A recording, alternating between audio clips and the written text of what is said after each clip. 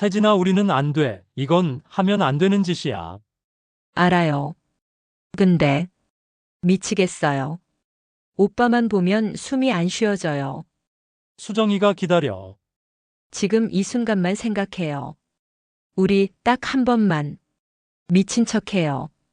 이 남녀에게 대체 무슨 일이 일어난 걸까요? 영상을 계속해서 보고 싶으시다면 구독, 좋아요를 눌러주세요. 여러분들의 구독, 좋아요는 저에게 큰 힘이 됩니다. 제일장 떠나야 하는 이유. 인생에는 반드시 건너야 할 강이 있습니다. 누군가는 그것을 운명이라 부르고 누군가는 비극이라 부르죠. 저는 그저 평범한 직장인이자 한 가정의 남편이었습니다. 하지만 그 강을 건너기로 결심한 순간 제 인생은 더 이상 이전과 같을 수 없다는 것을 직감했습니다. 제 이름은 박준혁입니다. 39. 대기업 보안팀장으로 일하며 흐트러짐 없는 삶을 살았습니다. 2년 전 결혼한 아내 수정은 제 삶의 유일한 안식처이자 따뜻한 쉼터였죠. 하지만 회사의 지방 파견 명령은 예고 없이 찾아왔습니다.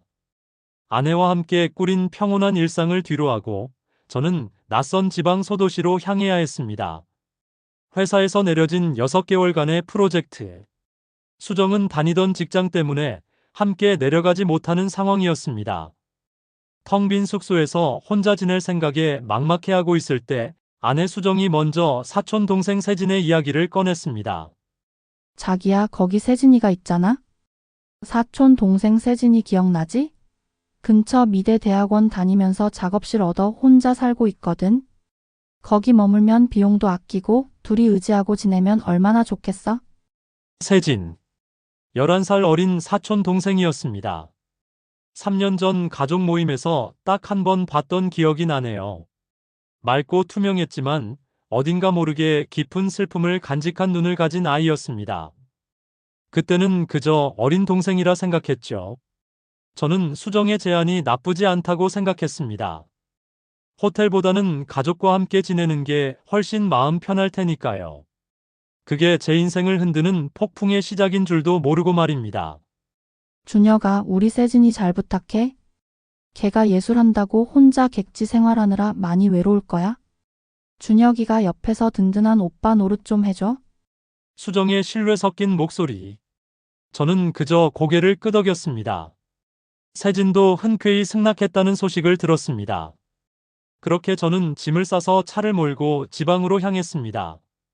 가을의 끝자락, 차창 밖으로 스치는 풍경들이 묘하게 쓸쓸하게 느껴졌던 기억이 납니다. 목적지에 도착했을 때 세진이 마중 나와 있었습니다. 3년 만에 재회. 예전에 그 아이는 온데간데 없고 한층 성숙해진 여인이 서 있더군요.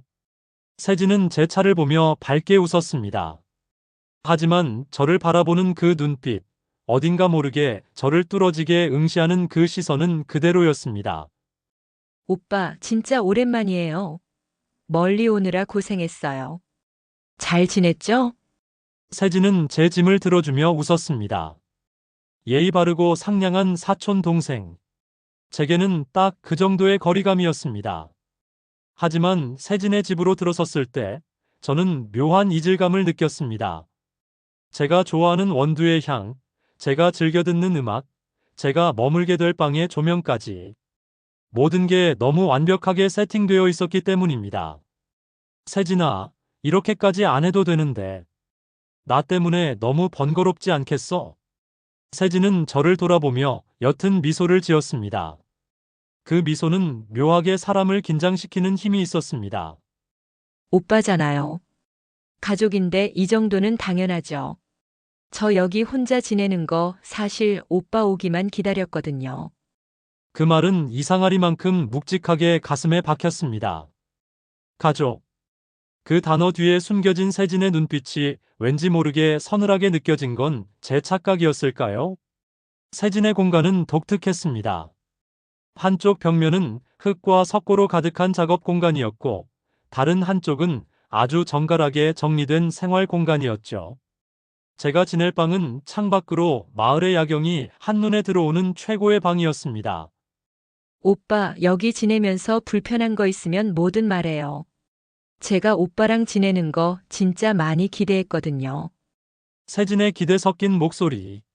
저는 그저 고개를 끄덕이며 웃어 넘겼습니다. 하지만 짐을 풀고 방 안에 혼자 남았을 때 저는 왠지 모를 불안감을 느꼈습니다. 낯선 곳에서의 첫날 밤. 벽 하나를 사이에 두고 우리는 각자의 시간으로 들어갔습니다. 수정에게 전화를 걸어 도착했다고 알렸습니다. 아내의 다정한 목소리를 듣는데 문득 주방 너머에서 들려오는 세진의 사부작거리는 소리가 귓가에 맴돌았습니다. 저는 과연 이 아이와 6개월 동안 무사히 잘 지낼 수 있을까요? 아니, 그보다 더 중요한 질문이 제 머릿속을 스칩니다. 이 낯선 도시에서의 첫 밤. 세진은 잠들었을까요? 아니면 저처럼 깨어 있을까요? 벽 하나를 사이에 둔 이 얇은 경계선이 오늘따라 왜 이렇게 위태롭게 느껴지는 걸까요? 이제 제 인생에서 가장 길고도 아픈 여정이 시작되려나 봅니다. 제2장 낯선 경계선. 벽 하나를 사이에 두고 누군가와 숨소리를 공유한다는 건 생각보다 훨씬 예민한 일입니다. 자다가 뒤척이는 소리, 물을 마시러 나오는 발소리까지 모두가 날카로운 선처럼 제 신경을 건드렸죠. 세진과 함께한 첫 일주일. 저는 제가 알던 박준혁이 아닌 조금 더 불안하고 조급한 사람처럼 느껴졌습니다. 아내 수정이 건넨 배려가 사실은 제 일상의 고요를 깨뜨리는 가장 거대한 파도가 된 건 아닐까요? 낯선 지방 도시, 그리고 3년 만에 다시 만난 사촌 동생.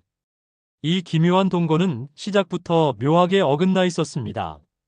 다음 날 아침, 눈을 떴을 때는 7시가 조금 넘은 시각이었습니다. 익숙하지 않은 천장, 낯선 공기. 씻고 거실로 나갔을 때 식탁 위를 보고 저는 걸음을 멈췄습니다.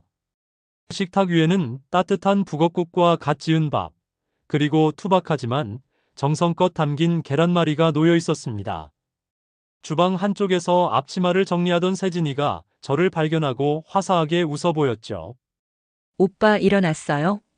아침은 꼭 챙겨 먹어야 한다면서요. 아까 장 보러 나갔다 왔는데 오빠 입맛에 맞을지 모르겠네요. 세진의 말은 차분했습니다. 고개를 숙인 채 차려진 음식을 가리키는 손끝이 아주 조금 떨리고 있었습니다. 저는 그 떨림을 보지 못한 척 자리에 앉았습니다. 세진은 제 맞은편에 앉아 묵묵히 밥을 먹기 시작했죠. 세진아, 이렇게까지 안 해도 되는데. 나 때문에 너까지 아침마다 고생이네. 아니에요. 저도 혼자 먹는 것보다 훨씬 나아요. 오빠랑 먹으니까. 진짜 가족 같고 좋잖아요. 북엇국 한 숟가락을 떠먹었습니다. 구수하고 따뜻한 맛. 아내 수정이 해주던 그 맛과 너무도 닮아 있어서 잠시 멍해졌습니다.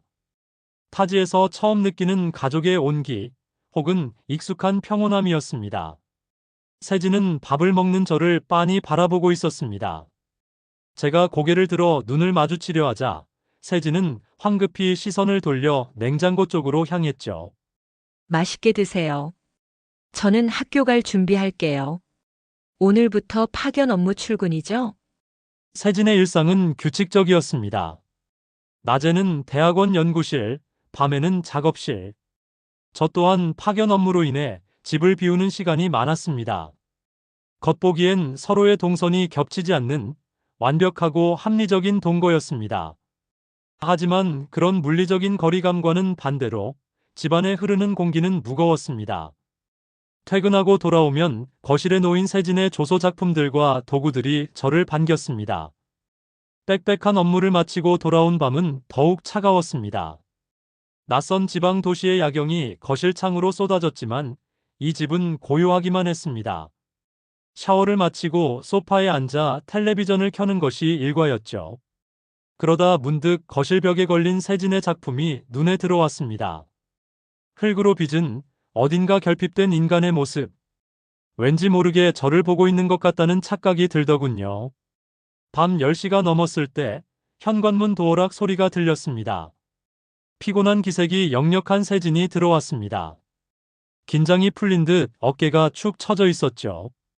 저는 소파에서 일어나 어색하게 인사를 건넸습니다. 오늘 고생 많았어. 밥은 챙겨 먹었니? 학교 식당에서 대충 먹었어요. 오빠는요? 오늘 현장 일은 좀 어땠어요? 처음으로 세진이가 먼저 질문을 던졌습니다. 저는 현장에서 있었던 사소한 일들을 이야기했습니다. 세진이는 제 말 한마디 한마디를 놓치지 않으려는 듯 소파 맞은편에 앉아 묵묵히 들어주더군요. 대화가 길어질수록 어색했던 기류는 조금씩 다른 방향으로 흐르기 시작했습니다. 세진의 눈빛이 흔들리고 있었거든요. 저를 향한 그 눈빛 속에는 단순한 사촌, 동생의 우애가 아닌 무언가 깊은 갈증이 담겨 있는 것처럼 보였습니다. 세진아, 혼자 지내는 게 외롭지는 않고? 제가 던진 질문에 세진은 잠시 아무 말도 하지 않았습니다. 가로등 불빛만이 거실을 비추는 가운데 세진이 나직하게 대답했습니다. 외로운 게 익숙해서요. 근데 오빠가 오니까 이상하게 더 외로운 거 알아요? 왜? 세진은 대답 대신 저를 물끄러미 바라보았습니다. 그 순간 제 심장이 쿵 내려앉았습니다. 세진의 그 눈 속에 저를 향한 아주 뜨거운 감정이 투영되고 있다는 것을 알아챘기 때문입니다. 방으로 들어가기 위해 자리에서 일어난 세진의 뒷모습이 유독 위태로워 보였습니다. 벽 하나를 사이에 두고 우리는 각자의 방으로 들어갔죠. 하지만 저는 알 수 있었습니다. 우리 두 사람 사이에 그 얇디얇은 경계선이 조금씩 무너지고 있다는 것을요. 제3장 금기된 고백. 누군가를 향한 마음이 언제부터 비틀어지기 시작했는지 저는 끝내 알지 못했습니다. 그저 가족이라는 안온한 이름 아래 숨어 있었을 뿐이죠. 하지만 비가 쏟아지는 그 밤, 빗소리에 묻혀 터져나온 세진의 진심은 더 이상 숨길 수 없는 폭풍이 되어 제 일상을 집어삼켰습니다. 동거가 시작된 지 보름이 지났습니다.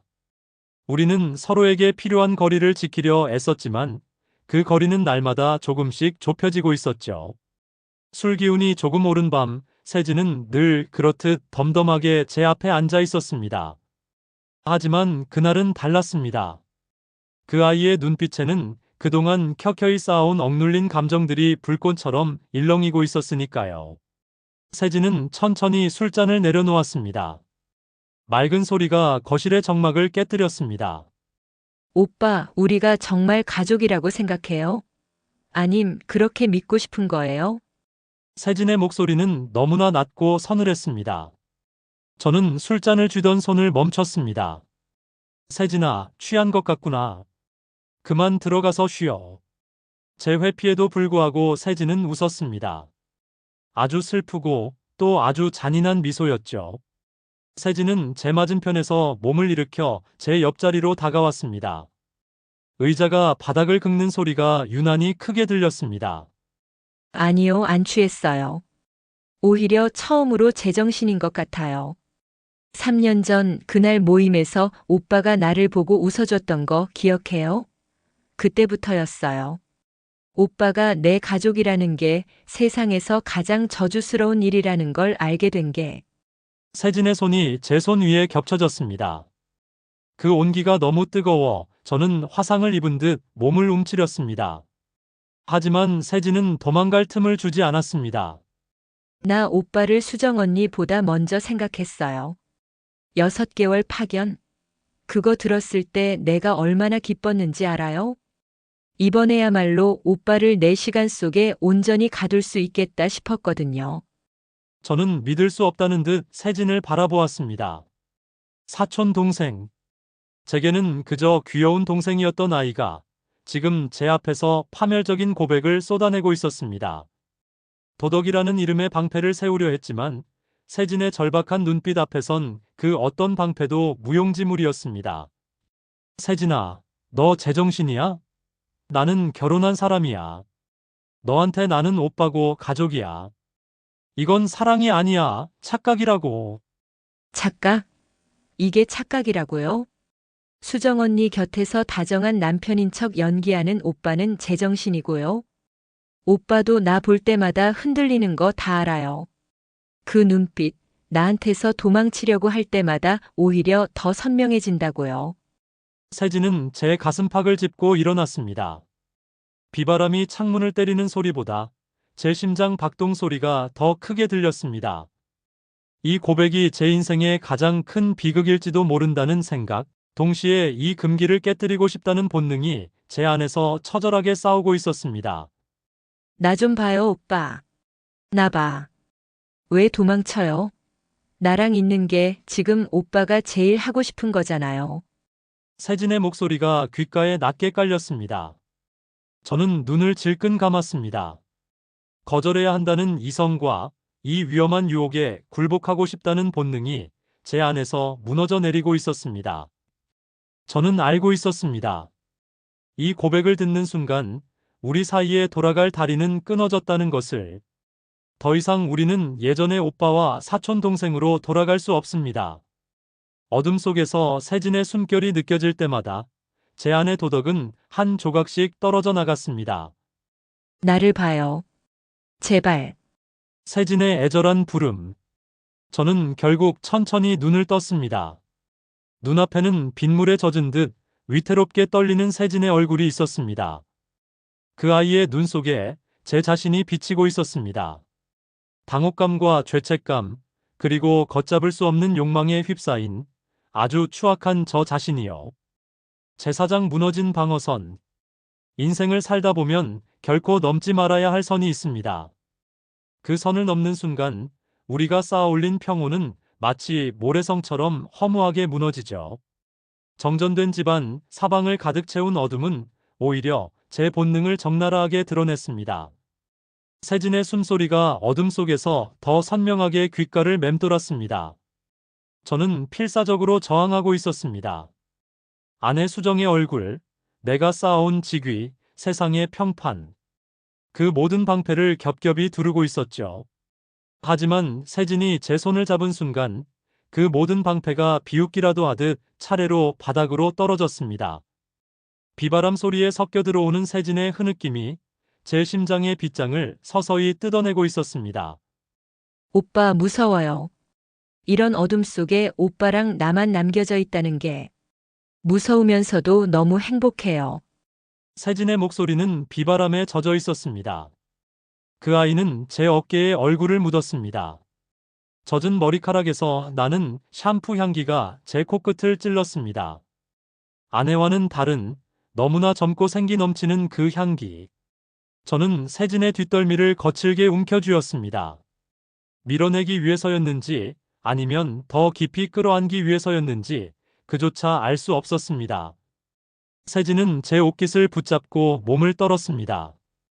그건 거부할 수 없는 유혹이자 우리가 서로에게 던지는 마지막 구조 신호 같았습니다. 저는 더 이상 도덕이라는 이름의 방패를 세울 힘이 없었습니다. 아내를 생각하면 가슴이 찢어질 것 같았지만 제 손은 이미 세진의 허리를 감싸고 있었습니다. 세진아, 이게 무슨 짓인지 알아?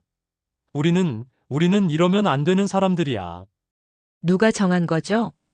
그 도덕이라는 거 여기선 아무 의미 없잖아요. 지금 이 순간 오빠랑 나만 있으면 돼요. 아무도 몰라요. 제발. 나 좀 봐줘요. 세진의 손길이 제 가슴팍을 타고 올라왔습니다. 차가운 빗물이 창문을 때리는 소리보다 우리 사이에 흐르는 이 숨막히는 긴장이 더 크게 들렸습니다. 저는 눈을 질끈 감았습니다. 이 어둠 속에서 길을 잃고 싶었습니다. 아내의 다정한 안부 전화도, 내일의 업무도, 세상의 모든 명분도 이 폭우 소리에 묻혀버리길 바랐습니다. 우리는 서로의 상처를 탐하듯 밤을 보냈습니다. 지난 며칠 동안 세진이 혼자 알아왔을 그 지독한 고독, 그리고 제가 사회라는 가면 뒤에 숨겨두었던 남자의 욕망이 뒤섞여 비명이 되었습니다.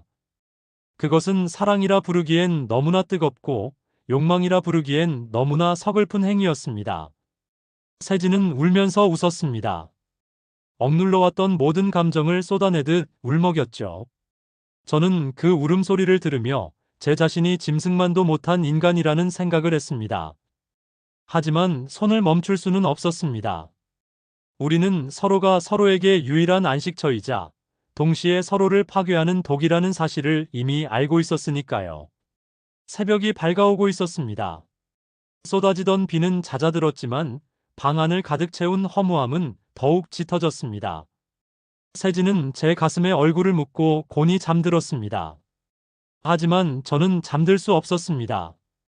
창문을 열자 세상을 적신 빗물이 바닥에 고여 있었습니다.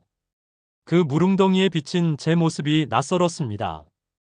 흩어진 옷가지들, 흐트러진 침대.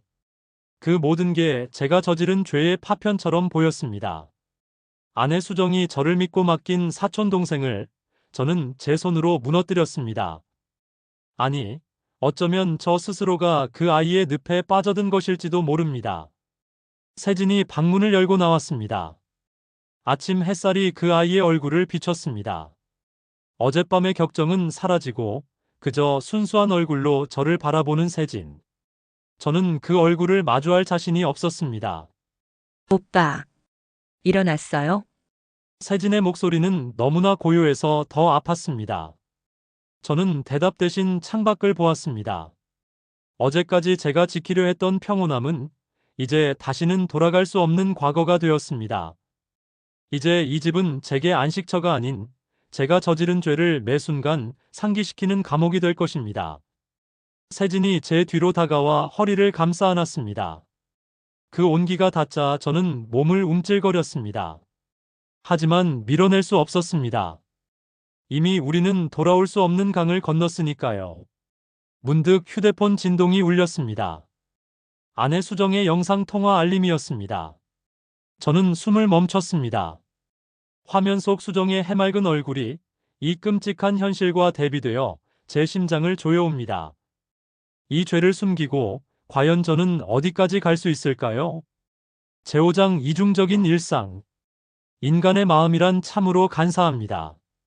어젯밤의 죄책감은 온데간데 없고 아침이 오면 다시 평범한 일상을 연기해야 하니까요.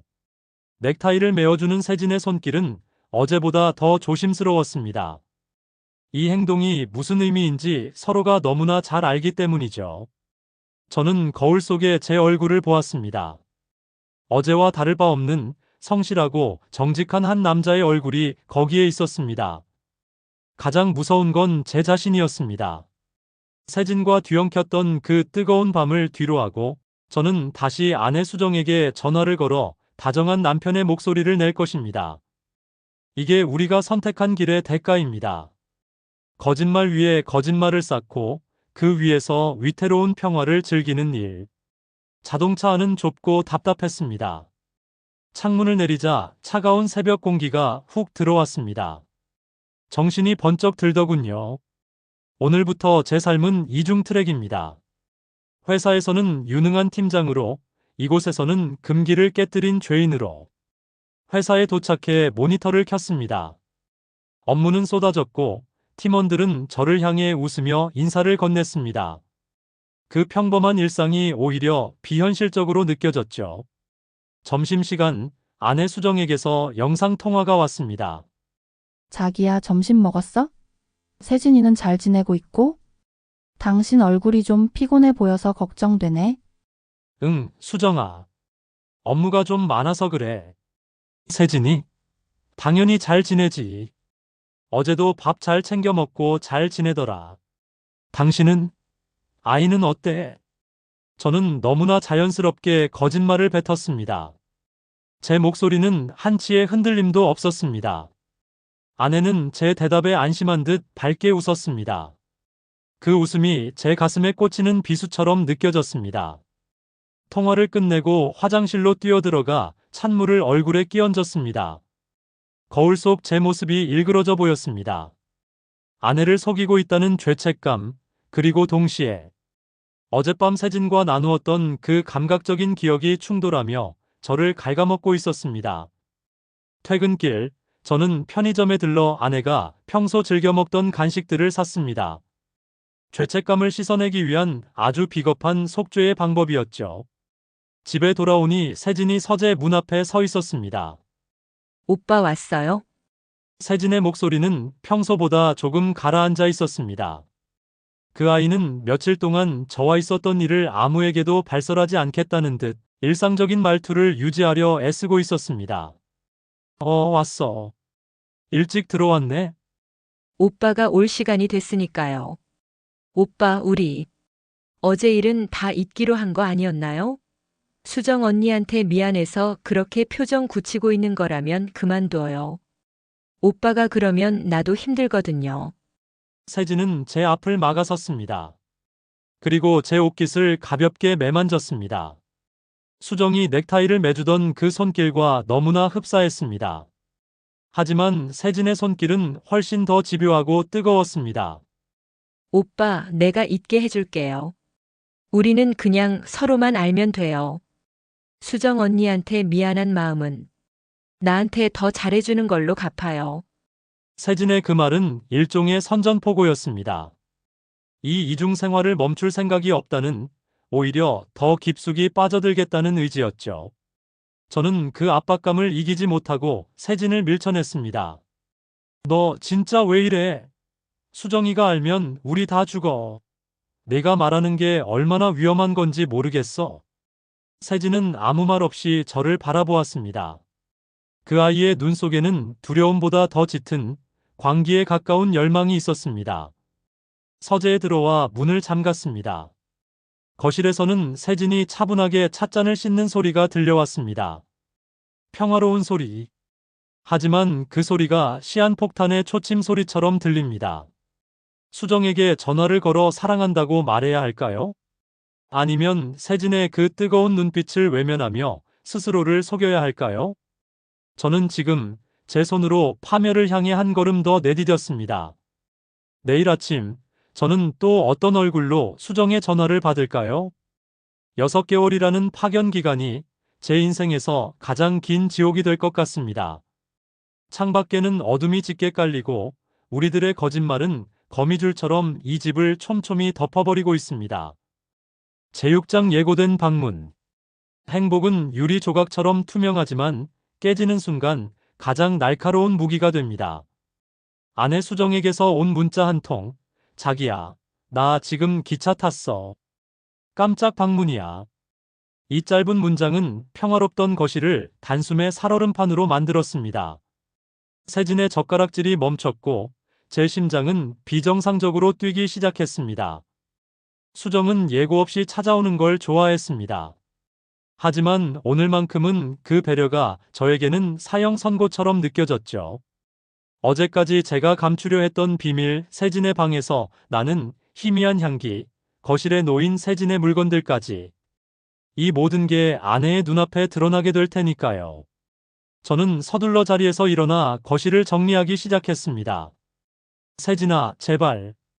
오빠 방으로 들어가 있어. 아니, 그냥 나가 있어. 수정이가 오면 우리가 그냥 사촌끼리 잘 지내고 있는 것처럼 보여야 해. 부탁할게. 제 목소리는 이미 절박해져 있었습니다. 세진은 말없이 저를 쳐다보았습니다. 그 눈에는 원망도 슬픔도 없었습니다. 그저 무표정한 얼굴로 제 다급한 움직임을 지켜볼 뿐이었죠. 오빠, 벌써부터 그렇게 무서워요? 수정 언니한테 비밀이 있다는 게 이렇게 괴로운 일인데 왜 시작했어요? 지금 그게 중요해. 제발 들어가. 세진은 천천히 자기 방으로 들어갔습니다. 닫히는 문소리가 유독 크게 들렸습니다. 저는 거실을 훑어보았습니다. 낯선 향수 냄새는 없는지, 세진의 머리카락은 없는지. 저는 이미 제정신이 아니었습니다. 준혁아? 놀랐지? 당신 얼굴 보고 싶어서 참을 수가 있어야지. 수정의 품은 따뜻했습니다. 하지만 그 온기가 저를 더 죄인으로 만들었습니다. 아내는 환하게 웃으며 거실을 둘러보았습니다. 그 평온한 눈길이 세진의 방문에 머물렀을 때 저는 억지로 말을 돌렸습니다. 수정아. 어떻게 온 거야? 미리 말했으면 마중 나갔을 텐데. 깜짝 놀라게 해주고 싶었지. 세진이는 어디 있어? 같이 아침 먹으려고 샌드위치 좀 사왔는데. 그 순간 세진의 방문이 열렸습니다. 세진은 평소보다 훨씬 차분한 차림으로 나와 수정에게 고개를 숙였습니다. 수정 언니 오셨어요. 미리 연락 주시지. 준혁 오빠랑 잘 지내고 있었어요. 세진의 말투는 완벽했습니다. 그 완벽함이 더 무서웠습니다.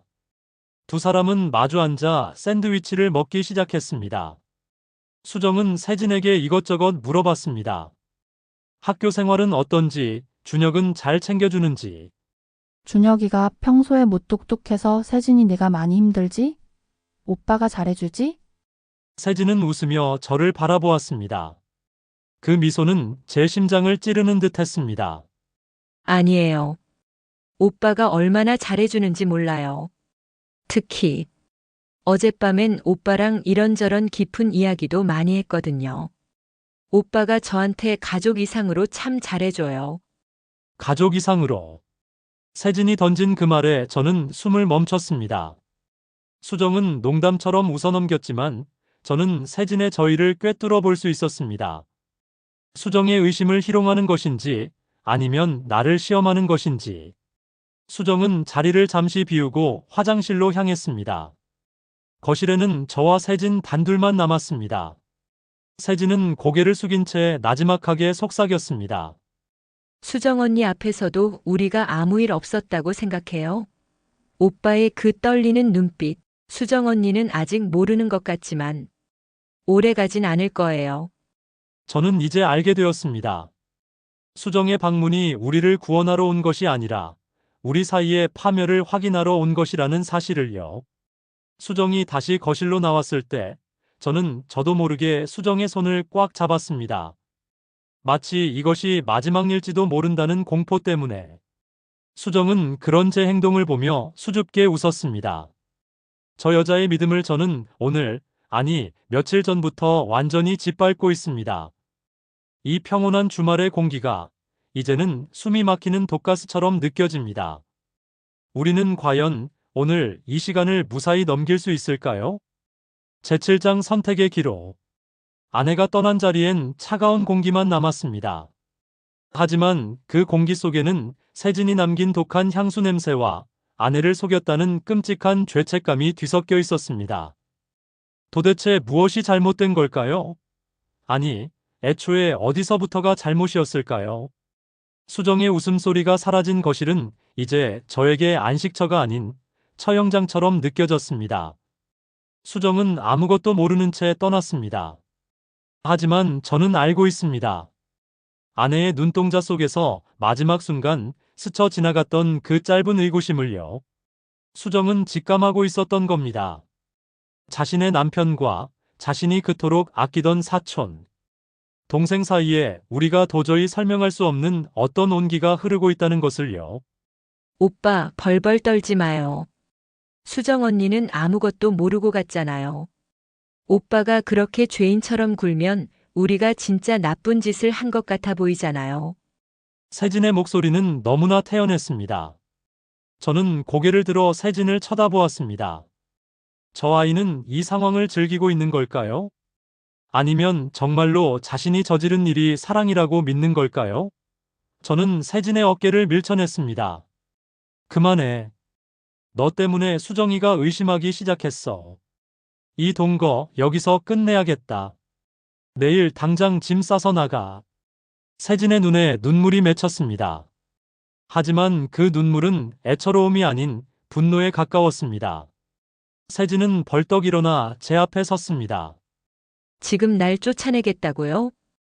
오빠가 원해서 시작된 거잖아요.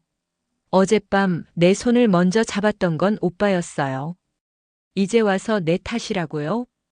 내가 미쳤던 거야. 사촌 동생을 상대로 아내를 앞에 두고. 내가 무슨 짓을 한 건지 이제야 정신이 들어. 제 말은 사실이었습니다. 하지만 세진에게는 그 말이 가장 잔인한 칼날이 되었죠. 세진은 제 뺨을 때리려는 듯 손을 치켜들었다가 이내 툭 떨어뜨리며 쓴웃음을 지었습니다. 오빠는 끝까지 비겁하네요. 오빠한테 난 그저 잠시 외로움을 달래줄 대용품이었던 거죠? 수정 언니 자리를 대신할 수 없는 그냥 장난감 같은 거. 저는 대답할 수 없었습니다. 아니, 대답할 가치조차 없는 비극이라는 것을 알았으니까요. 세진은 자신의 방으로 들어가 문을 닫았습니다. 문이 닫히는 소리가 마치 제 가슴에 대못을 박는 것처럼 크게 울렸습니다. 저는 책상 앞에 앉아 아내 수정의 사진을 보았습니다. 우리가 처음 만났던 날 순수하게 웃던 수정의 얼굴. 제가 지켜야 했던 건 저 미소였는데 저는 지금 제 손으로 그 미소를 부수고 있습니다. 만약 지금이라도 세진을 내보내면 우리는 다시 예전으로 돌아갈 수 있을까요? 아니요. 이미 늦었다는 걸 알고 있습니다.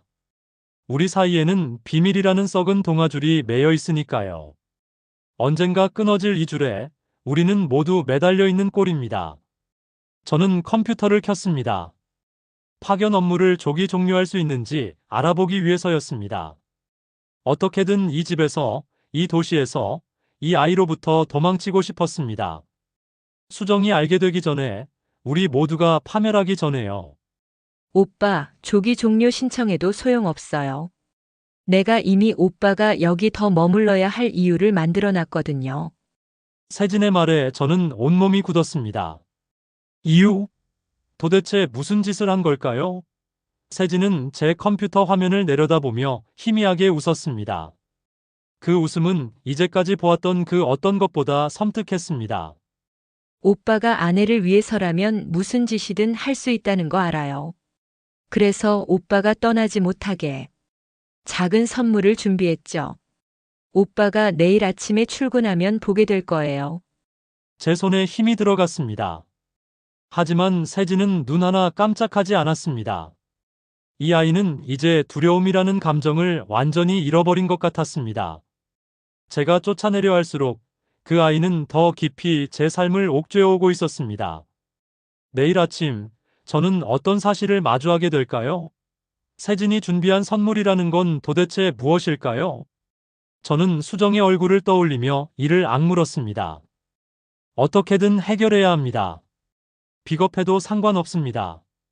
수정만은 지켜야 하니까요. 제 팔짱 사라진 흔적.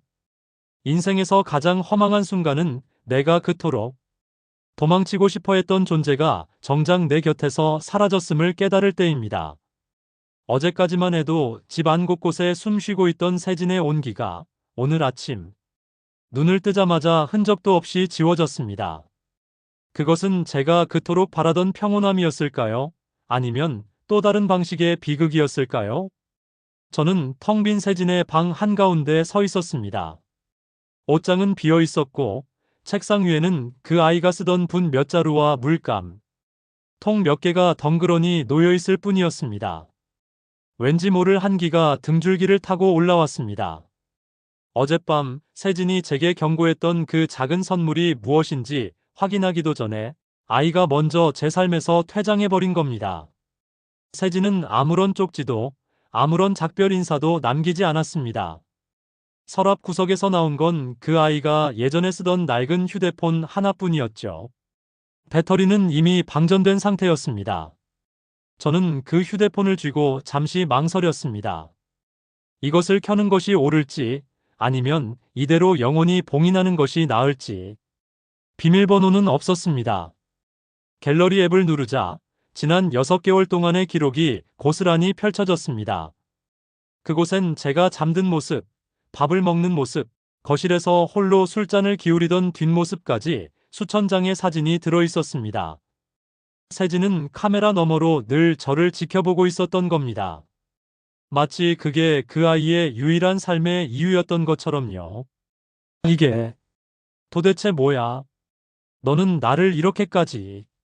사진 속 세진의 시선은 너무나 뜨겁고 또 너무나 애처로웠습니다. 저는 그 사진들을 넘기며 숨이 막혀왔습니다. 이것은 단순한 애정이 아니라 골마 터진 한이자 저를 향한 관계였습니다. 준혁아? 벌써 일어났어? 세진이는? 아침부터 안 보이네. 학교 갔나? 수정이 거실로 들어와 저를 보며 해맑게 웃었습니다. 저는 심장이 덜컥 내려앉는 기분을 느끼며 최대한 평온한 척 목소리를 냈습니다. 세진이는 일찍 학교에 일이 있어서 나갔나 봐. 급한 일이 있는 것 같더라고. 그렇구나. 그래도 말이라도 하고 가지. 오늘 주말이라 셋이 같이 근처 박물관이라도 가려고 했는데. 수정은 아쉬운 듯 덧붙였습니다. 저는 수정의 어깨를 감싸 안았습니다. 수정의 온기가 닿았지만 제 마음은 방금 보고 온 그 텅 빈 방과 사진 속의 기록들에 머물러 있었습니다. 저는 지금 아내를 향해 또다시 가장 비겁한 거짓말을 뱉고 있는 것입니다. 세진은 사라졌습니다. 하지만 그 아이의 시선은 여전히 제 주머니 속에, 제 마음 속에 남아 있습니다. 이제 저는 어떻게 살아야 할까요? 아내와 함께하는 매 순간 저는 세진이 몰래 찍었던 그 사진 속에 제 표정을 떠올릴 것입니다. 그것은 저를 향한 아주 느리고 잔인한 복수입니다. 오빠, 내가 잊게 해줄게요. 어제 세진이 내뱉었던 그 말이 비로소 이해가 되었습니다. 그 아이는 저를 떠나는 것이 아니라 제 삶 속에 영원히 잊히지 않는 낙인으로 남기로 한 겁니다. 이제는 사라진 세진의 빈자리가 집 안 곳곳에서 비명처럼 울려 퍼집니다. 행복해지길 바랐던 건 저였습니다. 하지만 막상 세진이 없으니 가슴이 찢어질 것만 같습니다. 저 휴대폰 속의 사진들이 제가 버린 것이 무엇인지를 끊임없이 일깨워주고 있습니다. 저는 이 사진들을 다 지워야 할까요? 아니면 평생 간직하며 저를 버려야 할까요? 휴대폰이 마지막 힘을 다해 다시 꺼졌습니다. 화면이 어두워졌지만 제 머릿속에는 여전히 세진의 눈빛이 살아 움직입니다. 저는 이제 수정의 남편으로서 어떻게 이 집을 견뎌야 할까요? 텅 빈 방의 공기가 제 숨통을 조여옵니다. 수정아, 정말 미안해. 나는 지금 내 인생에서 가장 소중한 것을 스스로 버리고 왔어. 아니, 어쩌면 나는 이 모든 비극이 끝나길 바랐던 게 아니라 이 비극의 주인공으로 영원히 남고 싶었던 건지도 모르겠어. 재구장 가짜 평온. 도둑이 제발 저린다는 말 살아오면서 이토록 뼈저리게 느껴본 적이 없습니다. 모든 것은 제자리로 돌아왔습니다. 아내의 다정한 웃음, 따뜻한 밥상, 평온한 주말의 오후까지. 하지만 그 평온함이 저에게는 가장 고통스러운 형벌로 느껴집니다. 저는 지금 매 순간 박준혁이라는 가면을 쓰기 위해 제 영혼을 갉아먹고 있으니까요. 일상이 회복되었습니다. 파견 업무를 마치고 서울로 돌아온 저는 다시 예전의 유능한 팀장으로, 다정한 남편으로 살고 있습니다. 사람들은 제게 더 성숙해졌다고 말하더군요. 그럴 때마다 저는 쓴웃음을 삼킵니다. 제가 얻은 것은 성숙이 아니라 진실을 덮어버리는 법을 익힌 비겁함뿐이라는 사실을 그들은 모르니까요. 수정은 제 어깨에 머리를 기대고 행복한 표정을 짓습니다. 아내의 샴푸 향기가 훅 끼쳐옵니다. 과거에는 그 향기가 제 안식처였습니다. 하지만 지금은 그 향기가 5년 전, 아니, 지난 6개월간 세진의 방에서 맡았던 그 묘한 향기와 겹쳐집니다. 저는 서둘러 고개를 돌려 아내를 봅니다. 아내의 얼굴에는 의심의 흔적조차 없습니다. 그 맑은 눈을 마주할 때마다 제 안의 죄책감은 더 깊은 바닥을 향해 침전합니다. 준혁아, 요즘 무슨 고민 있어? 예전보다 많이 조용해진 것 같아? 예전에 당신은 웃음도 많고 장난도 잘 쳤는데 파견 다녀오더니 부쩍 어른스러워졌네. 수정의 다정한 목소리가 가슴을 찌릅니다. 저는 황급히 웃음을 짓습니다. 아니야, 그냥 업무가 좀 많아서 그래. 당신이랑 이렇게 있으니까 너무 좋다. 예전보다 더 당신 소중한 걸 알게 됐어. 거짓말입니다. 제 마음 한구석에는 세진의 흔적이 화석처럼 굳어 있습니다.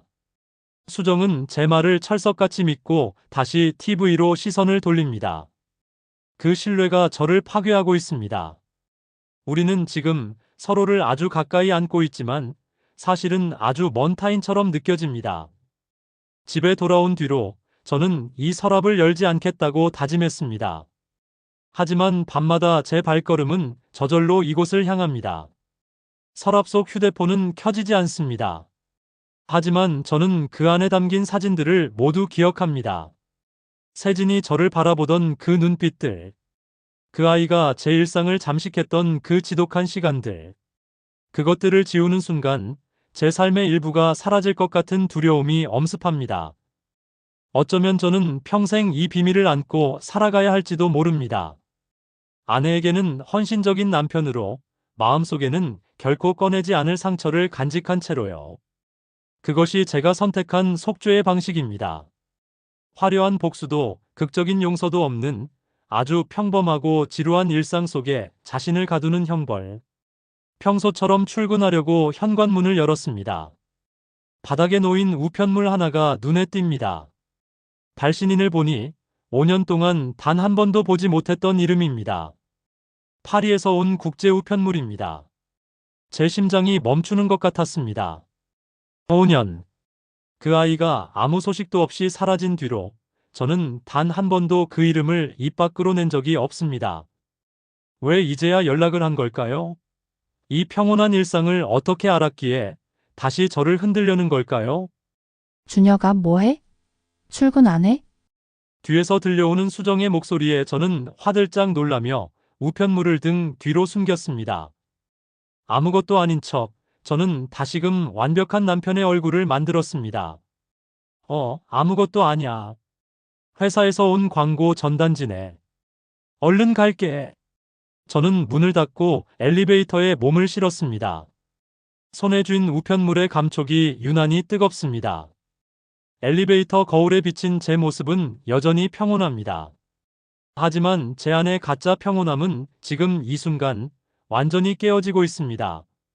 세진이 보낸 이 편지에는 무엇이 들어있을까요? 5년 전에 끝맺지 못한 고백일까요? 아니면 저를 향한 마지막 복수일까요? 평온은 끝났습니다. 저는 다시 그 낯선 온기의 소용돌이 속으로 발을 들여놓아야 합니다. 아내의 품에서 꾸던 가짜 평온은 여기서 끝입니다. 제10장 성숙의 온도. 누군가를 잊었다고 믿는 것은 사실 가장 안전한 장소에 그 기억을 봉인했다는 뜻일지도 모릅니다.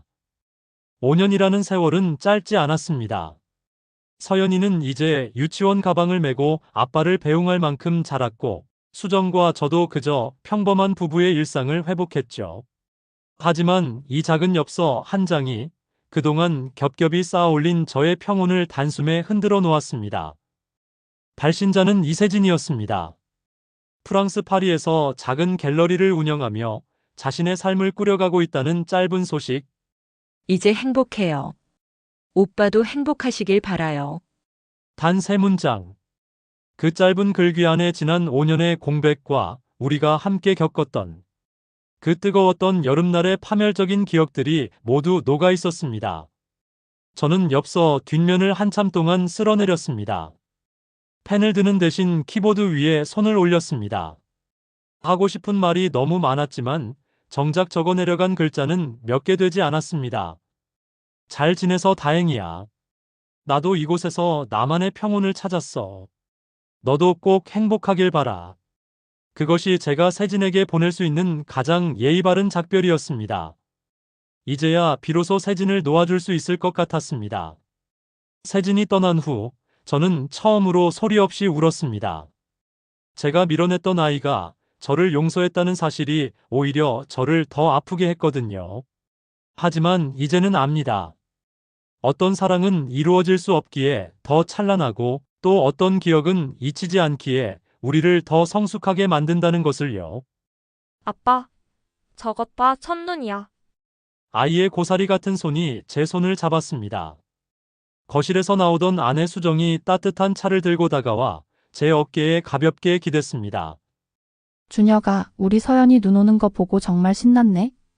당신도 행복하지? 수정의 눈빛은 5년 전이나 지금이나 한결같이 맑았습니다. 그 맑은 눈빛을 마주할 때마다 저는 찔끔거리는 양심을 억눌러야 했습니다. 하지만 이제는 압니다. 그 죄책감조차 저라는 사람을 이루는 걸음이 되었다는 사실을 말이죠. 응, 행복해. 정말 행복해. 제 대답에 진심이 담겨 있다는 것을 수정은 알지 못하겠죠. 5년 전 사촌 동생과의 그 위태로운 동거가 없었다면 저는 아마 지금쯤 훨씬 더 오만하고 이기적인 남편이었을지도 모릅니다. 세진이라는 존재는 제 인생에서 가장 낯선 온도였지만 그 온기 덕분에 저는 비로소 곁에 있는 사람의 소중함을 뼈저리게 배웠습니다. 누군가는 제 지난 시간이 비겁했다고 할지도 모르겠습니다. 사랑과 책임 사이에서 방황했던 그 6개월이 평생 지워지지 않을 오점이라고요. 하지만 저는 그 비극을 통해 비로소 가족이라는 무게를 배웠습니다. 내가 지켜내야 할 온기가 어디에 있는지, 내 발밑에 흙이 얼마나 단단해야 하는지를요. 세진아, 너는 지금 파리의 어디쯤에서 살고 있니? 그곳에도 눈이 내리고 있니? 내가 보낸 마지막 메일을 보며 나는 비로소 너를 완벽하게 보낼 수 있었어. 우리에게는 너무나 낯설고 위험했던 온도였지만 그 온기는 나라는 사람을 더 깊은 곳으로 데려다 놓았어. 이제 우리는 서로를 지우며 사는 것이 아니라 서로의 인생을 각자의 자리에서 응원하며 살아가자. 어른의 삶이란 이렇게 지워지지 않는 기억 위에 새로운 일상을 더 씌우며 살아가는 과정인가 봅니다. 때로는 아프고 때로는 비겁하지만 그래도 우리는 멈추지 않고 앞으로 나아갑니다. 오늘 밤 이 첫눈은 제 마음속의 모든 불안도 함께 덮어주고 있습니다. 이야기는 끝이 납니다. 하지만 우리의 삶은 계속됩니다. 저는 이제 가장 평범한 가장으로서 저만의 속도로 다시 살아가려 합니다. 낯설었던 그 온기의 기억은 이제 제 가슴 깊은 곳, 가장 따뜻한 서랍 속에 넣어두겠습니다. 더 이상 꺼내지 않겠지만 그 온기만큼은 잊지 않겠습니다. 시청해주신 여러분, 여러분의 삶에도 지워지지 않는 흔적이 있나요? 하지만 괜찮습니다. 그 흔적조차 지금의 여러분을 있게 한 소중한 조각이니까요. 오늘도 각자의 자리에서 묵묵히 살아가는 당신들을 진심으로 응원합니다. 부디 당신의 온도가 평온하기를 바랍니다.